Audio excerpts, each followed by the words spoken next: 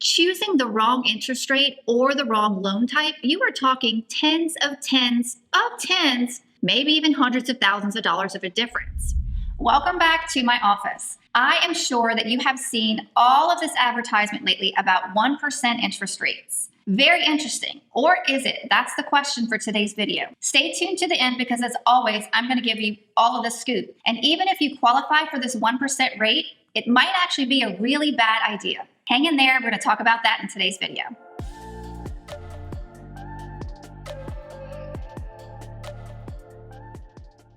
As always, I'm going to break this down for you in a few simple steps. I'm going to break this down into 5 sections today. I'm going to talk about, is the 1% rate, is it bad?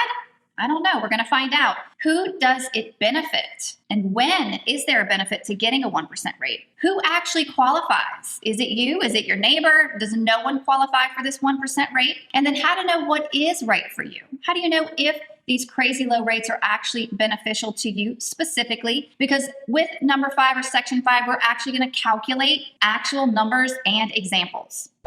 Is the 1% rate bad? Here's the thing. As I always say, it's case by case, but I'm going to go a little bit deeper than that today. As a mortgage lender, when you're getting phone calls or I'm getting phone calls and it's like, hey, what's your rate today? We know from other videos that so many things actually go into the interest rate. Think about this. Let's say that you don't know me, you don't know Jan down the street, and you're going to call both of us and you're going to say, hey, what's your rate? Well, for me, most likely, I'm going to give you the rate that most people would qualify for. It's just the way that I think I like to do my business. Everybody's different. I don't really like to give that teaser rate that most people don't qualify for. So let's put that into perspective. Let's say that you call me and I'm like, hey, yes, a 30-year fixed interest rate. I'm going to quote today at 2.75. And then let's say that you call Jan down the street and she says 1.75. Well, you're going to go, why in the world would I possibly call that first girl back? That's a huge difference in the rate. Well, the rate is case specific, as we know, and you really need to know your plans for this particular home and know how long you're going to stay there so that we can figure out, is that 1.75 in this example, is that good for you or is it not good for you, right? That's the first thing. But more importantly, what are the restrictions involved in getting that rate? You have to ask all those questions. I'll break those down for you as well. And then the other part is, what does that rate actually cost you? I'm going to make you wait until the end of the video to figure out if the 1% rate is bad. I'm going to tell you in most cases, I really think that it is. There's very few cases where it's not. But let's move on to number 2 and we'll circle back at the end. Before I move on to number 2, don't forget to like, don't forget to subscribe to the channel if you are enjoying the information. And thank you as always for tuning in. So number 2 is, who does the 1% rate benefit? I believe that most of the time, the 1% rate is going to benefit the person who plans on keeping the loan the longest. Why? Well, that's because the rates, when they have a 1 in front of them, generally are associated with thousands of dollars in extra fees. Not your regular closing costs, not your regular prepaids, but in extra fees. You have to determine, are these extra fees beneficial? See, most of the time, because the fees take so long for cost versus savings versus break even, when you buying this rate down super, super low, it's more to benefit the person that's going to have that loan for a really long time, not someone who's going to move in 3 years or 5 years or maybe even 10 years. That's how we're going to know who is going to benefit. Now, as I promised in number 5, in section 5, we're going to go ahead and we're going to actually calculate some numbers. But I don't think that in most cases, buying the rate down, spending thousands of dollars to 1% rate actually benefits most people. Who even qualifies for this? I was talking with a customer the other day, and there was a pretty big difference in the rate quote. And we analyzed it and we figured out that actually both quotes were with no points. So it wasn't like they were paying a bunch of points for the rate. But there were so many additional qualifications that were requirements of getting that crazy lower interest rate, such as having to have so much money in the bank, more than most people actually have, having to possibly put up more as collateral than just that home that they're trying to finance. That's another huge thing. Another example would be really restrictive debt to income ratios. Well, here's the thing. If most customers have debt to income ratios, or most borrowers have debt to income ratios in the 40 to 50% range on average, and that super low interest rate requires a 20% debt ratio, well, guess what? Maybe 80% of people won't even qualify for that rate. And here's the sucky part. You're not going to find out until you're weeks into the process. Once the paperwork's coming through, once the income's analyzed, and all these different things are done to figure out, oh, wait, you actually don't get that rate because you don't budget, you don't fit in those restrictions and those guidelines. So guess what? Here's your new rate. And guess what? It's probably the rate that the other person might have been quoting that didn't have so many requirements. I have two little side notes for you. One is I'm very excited to drop you a little hint. Well, maybe it's a big hint, but I'm going to be dropping a course on mortgages. I am elated. It is going to be phenomenal. So keep an eye out for that coming out. And the second thing is that I really don't understand when it comes to mortgages and interest rate and shopping for the right mortgage. I see people spend so much time haggling over $1,000 difference on a car, haggling over $100 difference on a refrigerator, and doing so much research and spending so much time to save that $50, to save that $100 or that $1,000, but you don't even realize choosing the wrong interest rate or the wrong loan type, you are talking tens, maybe even hundreds of thousands of dollars of a difference. Change your mindset on that. Take it from me. Definitely make sure you're spending enough time searching for the right mortgage. Search for the right everything. Don't get me wrong. I mean, save money on the shoes, save money on the car, save money on the fridge, but definitely focus on saving money on the mortgage. When it comes to buying points, when it comes to the interest rate, it is not a one size fits all, not even close. So many people are like so excited. Oh my gosh, I got this rate. I got that rate. I got that rate. And you want to say and be boastful that you got the best rate, right? That's only part of the conversation. Everybody should finish the conversation. Oh, I got 2.375, but I did a 15-year loan. Did you do a 30? Or, there's 10, 15, 20, 25, and 30-year loans. That's a lot of difference. Or, I got 2.375. I did an adjustable rate mortgage. Did you do a fixed rate mortgage when you got 2.8?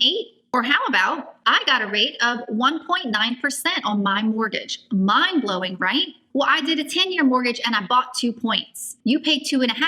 What mortgage term did you do? How many points did you buy? Please finish the conversation. Too many of you are making the wrong choice and you are losing money. How do you know if it's going to be right for you? You want to take some things into consideration. How long are you going to have the mortgage? Notice I asked you how long you're going to have the mortgage. I did not ask you how long you're going to live in the house because you might have thought about keeping it and renting it. So how long you're going to live there and how long you're going to keep it are two different things. I've had clients that get a mortgage that for some reason they know that they'll be paying it off in, let's just say, 5 years or 10 years. They are going to be best advised differently than somebody who says, I'm going to have this mortgage for 20 years. Points, you want to look at the cost versus the savings versus the break even, and then make the decision. You really don't want to get stuck on a rate. You really want to make sure that you're getting the best rate for you and that you know what you're getting, what you're paying for, and that it actually makes sense. Last but not least, we are on to number 5, where we're going to actually calculate actual calculations to help you figure out what is right for you. Is the 1% rate going to be bad or is it going to be good? When it comes to interest rates, there are so many factors that come into play. So many factors. If you call a lender and you say, what is your interest rate? And they give you a rate without asking a ton of questions, you have just been given a wrong interest rate. To accurately quote an interest rate, we need a loan type, a loan term. We need to know your LTV or your down payment. We need to know your credit score. Need to know if it's a purchase or a refinance. If you want to pay points or you don't. Is it a primary residence, secondary residence? Is it investment property? How many units? Is it 1 unit, 2 unit, 3 unit, 4 unit? Is it a single family? Is it a condo? Also makes a difference. Surprising, right? Not only that, in addition to your term, we need to know how long of a rate lock you want. Is it a 30-day rate lock, a 45-day rate lock? Is it a 60-day rate lock? And then even on top of that, we've got to know your loan amount, because most rates that you see quoted online are for a loan amount between $250,000 and $548,000.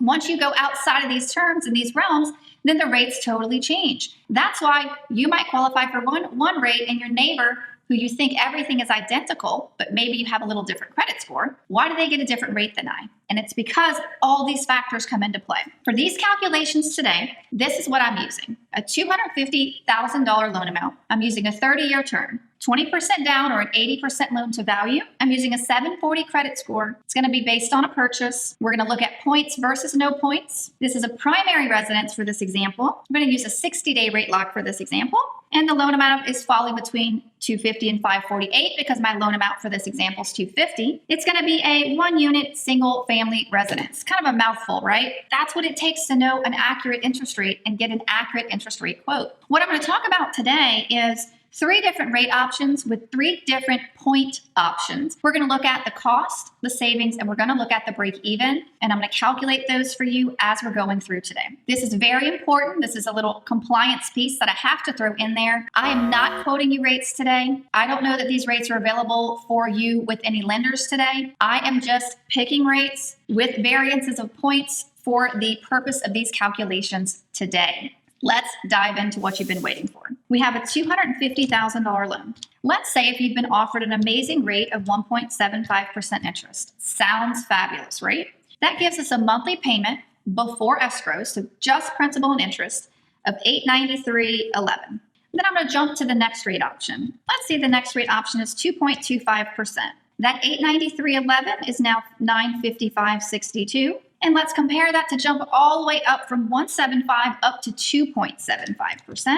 And that gives us a principal and interest of $1,020.60. Let's look at what those different things cost you. If your loan amount is $250,000 and that 1.75% interest rate costs you 5 points, that is 5% of your loan amount. That is $12,500 in points. That would be our cost in this example. Now, the 2.25, that cost you 3 points. 3 points. 3% of that is going to be $7,500 of our cost, and the 2.75 is no points. So there's no cost. Let me clarify, when I mean cost, I'm talking cost to buy down the rate. I'm not talking about closing costs. I'm not talking about prepaids. This is separate and apart and having to do with buying a discount point or points to buy down your interest rate. What I like to do is I like to look at the rate options, the cost options, the principal and interest at each option, and then we're going to look at the break even, and then we're going to look at the long-term savings versus cost.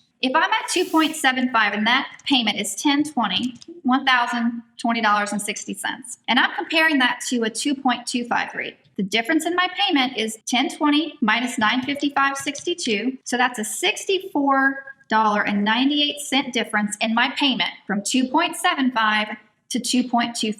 That $64.98 difference is going to cost me $7,500 up front. Hopefully you're still following me. We paid $7,500 in points to get 2.25 to have a payment of $955.62 instead of getting 2.75 to have a payment of $1,020.60. So we saved $64.98 per month. Now, that's $7,500. Divide that by $64.98. That's 115 months. Let's put that into years. That is a 9.62 year break even.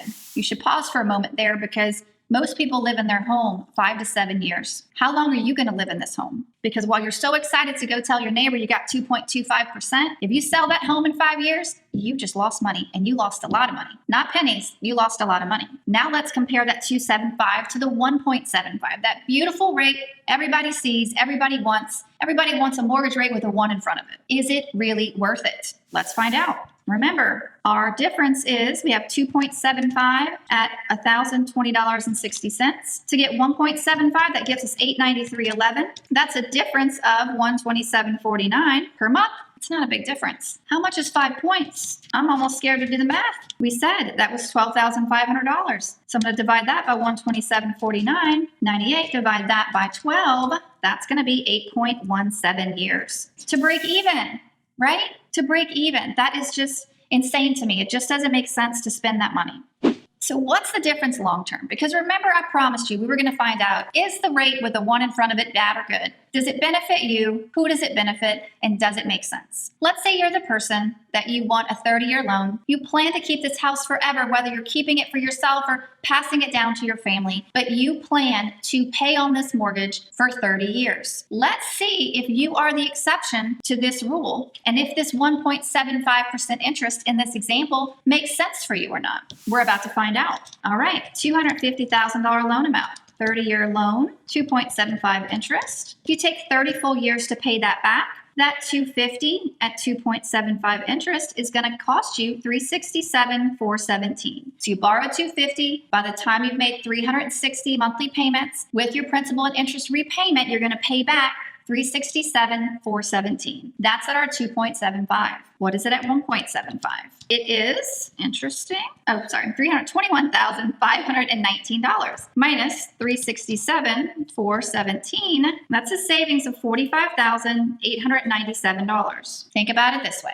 Would you spend $12,500 today, not knowing what's going to happen over the next 30 years, assuming that you never sell the house? Would you spend $12,500 today to take 30 years to save $45,897? That's going to be up to you. But I can tell you that if it was me and I'm choosing between 2.7, 2.2, and 1.7 in these examples, I'm not spending $12,000 in points, and I'm not even spending $7,500 in points. Why? Because I can plan all that I want. And believe me, I'm a planner, but life happens and things happen. And I don't want to tie up my money assuming that I am not going to sell, move, or even maybe refinance from this interest rate, knowing that I could potentially lose thousands of dollars, all because I wanted to tell my friend, guess what rate I got? For today's free download, I'm going to drop in the description a link to a free copy of my book, Mortgage Peace. If this video has interested you and you want to learn more about mortgages in general, learn about points, and again, how to calculate things and what those differences are, check out that free download today. Type points in the comment below if you now understand about these teaser rates, if you now understand about points, if you now understand to figure out, is it right for you? Because it's right for some people, but not for everybody. And as long as you know what's right for you and you don't overpay, my goal for today has been met. Points in the comments below. Don't forget to like, don't forget to subscribe, and thank you again. Thank you for watching. If you have not subscribed yet, why not? Go ahead and do it. What's it gonna hurt? Seriously though, subscribe to the channel. Don't forget to hit the bell to be notified. Please do share these videos and the channel with your friends and family to help me spread my mission of mortgage peace. And since you're here with me today and you're visiting anyway, stay a little longer. Check out some of these other videos. I'll drop some links up here.